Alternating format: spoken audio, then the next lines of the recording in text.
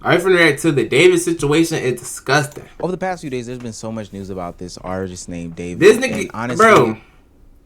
Every day I wake up, look at my phone. It's some new information on this nigga, bro. He had to, bro. He had to. Like, he's gonna have to have some damn good lawyers for this nigga to even like escape prison, or he's gonna have to saw some redemption and like use a spoon to get out of there. Because no way, bro. He's going to jail for life. He has to. it's a little bit hard to keep up with, but from everything that I know, he did that shit, and I've got proof. Allegedly, you gotta clear it up. On September 9th, there was an official report of a car registered to the artist David, where there was a body in the trunk of this Tesla. Now, he was miles away from the Tesla, and a lot of people figured that the car was stolen or it was some foul play going on. But ultimately, after a little bit of a further investigation, that wasn't the case. It was never reported stolen. There was no signs of any damage, and the young girl in the back of the trunk was 14 years old. The body in the trunk was Celeste Hernandez. And like, even if he didn't kill her, he was still smashing on a 13-year-old girl. Like, bro, that's crazy. He literally got her pregnant. Bro, even if he didn't kill her, lock her up, lock him up for life. There's nothing this nigga could do to like. Missing at the age of 13 years old, died. Ain't nothing he could do, bro. And then ultimately turned 15 in that span of time. And her family would be relieved to find out what had happened, but opened up a plethora of different questions when it was revealed that she had a boyfriend named David, not D4vd, but D4vd, the traditional spell. The evidence started surmounting against David. Celeste Hernandez was found in the Tesla, wrapped in plastic. They had a bunch of photos together, matching tattoos. The victim's mother confirmed that she was dating somebody named David. She learned that information via Discord chats between Celeste and David from when she was 12 years old. Social media is circulating photos of David and Celeste allegedly together. There is a key point to this that it is completely unverified. He was on some fucking confirmed its authenticity. Malone shit. Should be treated with caution. I don't know, guys, what do you think? I personally don't think it's looking too good. It is also important to note that David, whose real name is David Burke. Like, this is what I don't get. How do you make millions of dollars, millions of fans, all that money, all that little fans, but you smashing on kids? Like, bro, if you don't get you some BBLD, man, bro, why do niggas always resort to kids? Come on, bro. Is dating a kid really what unlocks your music? Does that make your... Come on. Named a suspect as of yet. Cancelling a show on the same day Celeste's name was made public. I mean, what do you think? I ain't gonna lie, David's cooked. Another photo has just come out of him on FaceTime with the girl. Allegedly, there's a photo of him paying off her middle school classmates to not say anything. He been in communication with Shawty since she was 11. If you go in his Discord chat, the whole Discord know that they was talking. He even got a song that goes, "Oh Celeste, the girl with my name tatted on her chest. Smell her on my clothes like cigarettes. I hear her voice each time I take a breath. I'm obsessed. Oh Celeste, afraid you'll only love me when undressed, but you look so damn gorgeous in that dress. Missing you so much makes me depressed, but I digress. Nah, gang." She's literally this nigga up, bro. I think a lot of people passed off this for a couple of different reasons. First and foremost, and there's at some point we gotta talk about Discord culture. I know it may seem cool to be in the same Discord as your favorite celebrity, but this is sick and weird and twisted. But a lot of people brushed it off because he's famous, and it's cool that Celeste, somebody that we know IRL or virtually, is. Why is my shit kind of lagging? Oh, because that 180p. Shit too clean. With this guy, talking to this guy, etc., etc. And then number two, as far as the music goes, oh, well, you know, it's just a song. These are just words. These are just lyrics. But whatever I know about this new era of artists, they love rapping about their life. They love snitching on themselves. That they are literally putting their real lives into this music. There's no more illusions. It's no more any of this. That was the problem with the Young Thug Rico trial. They love snitching on themselves, actual lyrics, actual factual things from their lives. King Von, he was literally finna get arrested. If he didn't die, he would have been locked up for life for killing that little girl. I'm pretty sure Lil Jeff was finna get. I'm pretty sure Lil Jeff was finna be locked for life too. Like, bro, stop. If you a rapper, just cap, bro. Just cap your rap, bro. Just cap, bro. Just cap, bro. If you do it, just lie. Never rap about your life. into the music. Dude. I mean, if you're doing something bad. So it's not, so I can go like this? Yeah. No, I didn't inspect elements. I swear to God, I'm in LA and it says September 7 for me. What the fuck? Yo. Case cracked. Everything lines up.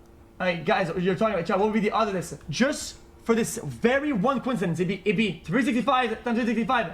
We're talking about 1 out of 133,000. Something that also didn't help David in this situation is the fact that he had a bunch of fascinations with some very strange things, specifically blood, death. gore. Now, why the fuck would the artist do that? So what inspired the hook, "In the Back of My Mind You Died," is kind of like the storytelling aspect of the lyrics that came before it, in a way that it builds up to the big moment where she died in the back of my mind. Like, I didn't kill her physically, but in the back of my mind, she died. He had to clarify. My mind, back of the trunk. Okay, David. Okay. You're probably asking yourself, Omar, I don't even know who this weird guy is. Why should I care about him? Well, it's because we cover streamer/content creator news. He started off as a content creator in the gaming playing space, making Fortnite videos, montages, and different things like that. So basically, I played Fortnite from 2017 to 2021. I became a YouTuber. I ain't gonna lie, if you wasn't playing Fortnite, you wasn't a real nigga, bro. Like, if you didn't play Fortnite, if you had a gaming console and you didn't play Fortnite, I don't trust you, because you obviously don't care about life. And I can't have a nigga around me who doesn't care about life, because if they don't care about their life, they don't care about the nigga lives around them. You're dangerous. I can't have any like that around me. Become like the biggest next thing streamer. Like, why did you, bro? But the problem if you could play Fortnite, why did you play Fortnite growing up, bro? He would get copyrighted. That literally prime Fortnite. Lying a lot. Now Fortnite ass, but Fortnite literally, that might be the greatest game of all time. Like, prime Fortnite, bro. Man, I had, oh my god, bro. I'm gonna start crying, bro. I'm gonna start crying. Fortnite, that shit was so good, bro. I don't think no game will ever come close to that again. Again, bro. I don't know why Fortnite even. Actually, I do know why it died. That shit's sad though. And that shit was a long time ago, bro. That shit was like 8 years ago. Damn, I'm getting old, bro. You don't know, bro. You wake up to a new season. You going to school. Everybody talking about the battle pass and shit. You watching LEA on some nigga phone watching what's in the battle pass, bro. Come on. And I was a default back then, bro. No game ever had that impact again, bro. There's literally no game that ever had that impact like normal again. YouTube guidelines. So he started to develop his own music career, so he could basically avoid all of that and not get hit with those strikes anymore. I was a poppin' content creator too, now that I think about it. I had like 50,000, 70,000 subscribers. Yeah, my Fortnite videos were going super viral, but I kept getting copyright striked on the videos because I was using, popular songs and stuff like that. So I cried to my mom again. I was like, oh, Mom, I'm not making money on YouTube anymore. Like, I'm gonna have to go to college. Like, I can't. Like, she was like, boy, get out my face. Go make your own music. But I really took it, and I thought about it, took it to heart. I went on my phone. I looked up how to make music on iPhone. This app called BandLab came up, and I got to the earbuds, this phone. I had no money for equipment. I had no money for studio time. I had nothing else to do. Sat down in the closet. This little box made my first song right there. I looked up Billie Eilish type beats on YouTube, and I just made my first song, Runaway. It's still up to this day as well. His music started blowing up and gaining traction into the mainstream sphere. He was even featured with some of the likes of the more popular streamers, Jason the Weem, and got a shout out from Blackboy Max on his stream. Yeah, I ain't gonna lie, that was fucking crazy. How the fuck did you get in here, bro? You got like 100 billion streams. What the bro, that song was on Invincible and Arcane. Yeah, nah, he has hits. You got 30 million monthly listeners. You know what I'm saying? Like, yeah, that's not fair. Please, yo, these niggas is like polished. Look, I just gotta mix the shit I like. Of niggas I like type shit. And this is where everything starts to go downhill. A lot of these people who are kids online that get some sort of traction and buzz online create these communities in which they have a lot of power. One day I might have to do a whole video about how these online communities are cultivated around these celebrities. Man, when I blow up, bro, I have so many great ideas. I feel like it will literally change streaming. Or this made me money, to be honest. But hey, I don't do both. What's wrong with getting money and changing? If I like passion or something, I want to be the greatest to do it. But like this thing wrong with stream, niggas get too when niggas get too big, they try to go production heavy like it's a motherfucking sitcom or some shit, like a TV show. Like a good example is Kai, bro. 2021 Kai Cenat, bro. I know niggas hating on him now because he like fake as fuck, but like I generally was watching nigga 2021, bro. Had niggas getting sturdy and shit, bro. Cause he was like, that's when he was more of like a real person. Same, Mr. Beast is different because Mr. Beast, he was like the first to do that little production heavy shit. And Mr. Beast, like his videos, like one of a kind. You can't just redo the shit Mr. Beast do, so you gotta come watch that nigga, bro. But like Kai, all the nigga do now is bring celebrities on his shit, talk. Yeah, some of the clips be funny, but like, it doesn't make me inclined to watch it how it did in 2021. Same with Max, man. Come on, bro. Max, he like. The thing that made me watch Max was like his like Discord videos, like talking to fans and shit. The Song Wars just by him and like other niggas, bro. That shit was like authentic, bro. Like you can like, bro, that shit felt real. Now, yeah, it's cool. I still watch Max. I definitely watch Max more than Kai, but like it's not the same as it used to be. That's why Bruce still like a GOAT, cause Bruce. That nigga, he makes the same videos he did back then and now. Like that's why niggas like Bruce. That's why Bruce got such like a cult like fan base, bro. And that's what I want to do.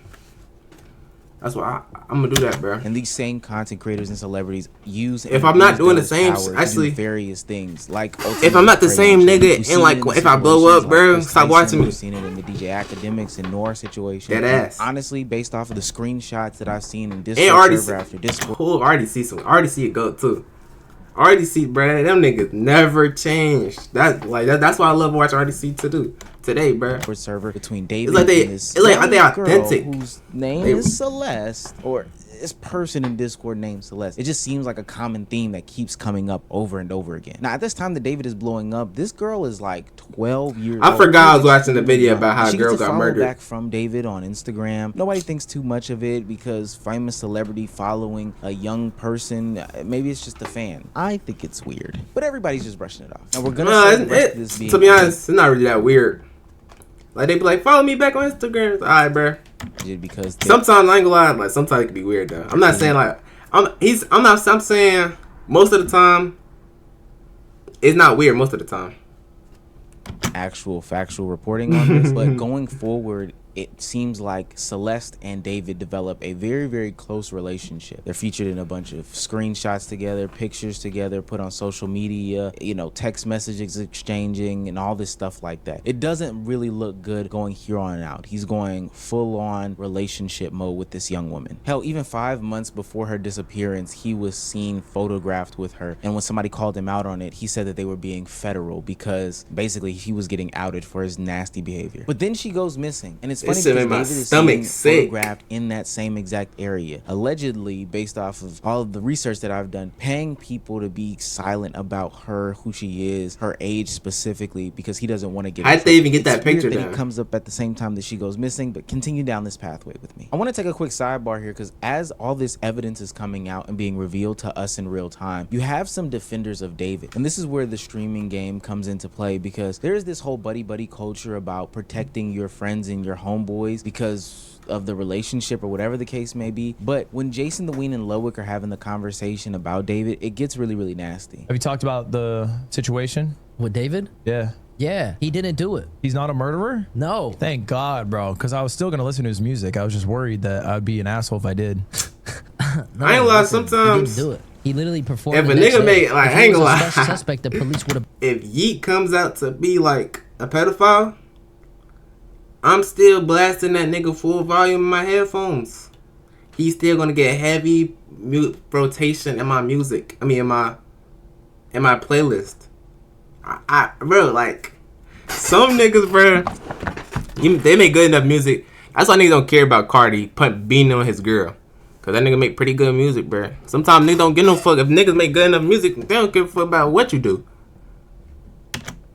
They don't care about what you do. Suspect. He's not just escaping the police clutches. No, and I'm gonna perform. Like we're gonna non-vicious. You could say they're a weird person, but like that wouldn't stop me from listening to a dude. Like they could do the most crazy shit ever. I'm still gonna listen to it. They're bad persons, but shit. They're not bad at making music. That's what I'm saying. On the 20th. That's what I'm saying. Now, ultimately, I think if Jason didn't know for sure, then he should have probably been quiet. And I'm not even going to really give him too much flack, even though he should have stayed quiet and just not said anything and just let this evidence play out, because clearly his bias is there. This is somebody he may have known or really did know. But what's disgusting to me is the fact that XQC brought this point to the forefront. David, Jason, and Celeste are all in the same vicinity as each other, and nobody's being vocal about him dating this underage girl.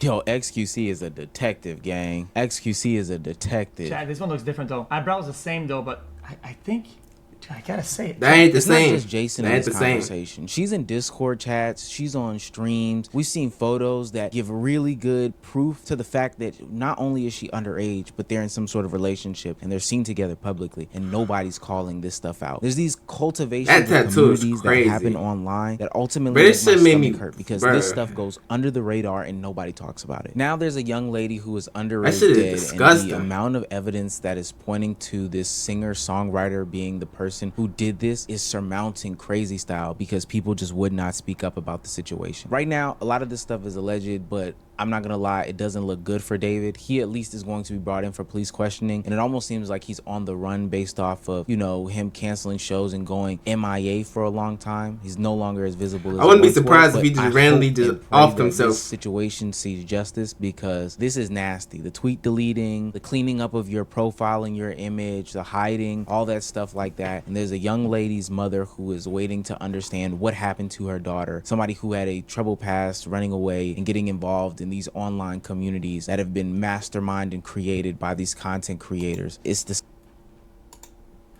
That's just sad, like, for real.